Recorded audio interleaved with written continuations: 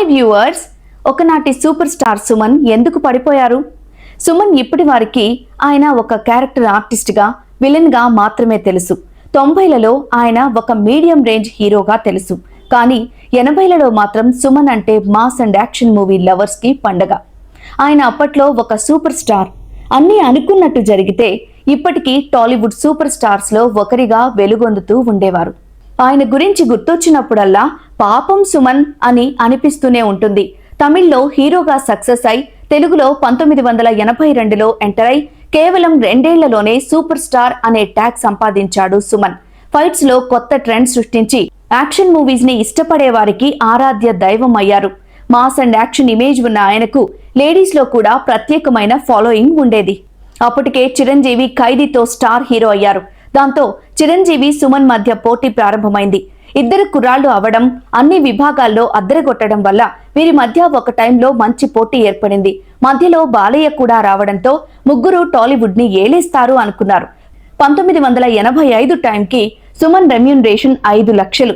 అప్పటికి ఎన్టీఆర్, ఏఎన్ఆర్, కృష్ణ, శోభన్ బాబు, కృష్ణం రాజు, చిరంజీవి, శ్రీదేవికి మాత్రమే అంత రెమ్యూనరేషన్ ఉండేది.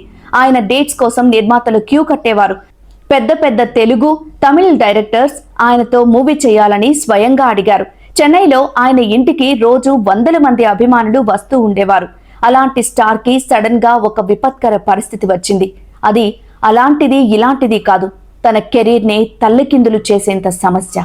తనని వ్యక్తిగత కసితో కొంతమంది కుట్ర పన్ని గూండాగిరి అండ్ బ్లూ ఫిల్మ్ కేసులో ఇరికించారు. బెయిల్ కూడా రాకుండా చేసిన ఆ కేసు వల్ల 4 నెలల దుర్భర జైలు జీవితం గడపాల్సి వచ్చింది సుమన్. అప్పుడే ఇండస్ట్రీ ఎలా ఉంటుందో ఆయనకు అర్థమైంది. 4-5 తప్ప మిగతా ఎవరూ ఆయనకు సపోర్ట్ చేయలేదు. దీంతో సుమన్ ఇంకా మానసికంగా కుంగిపోయారు.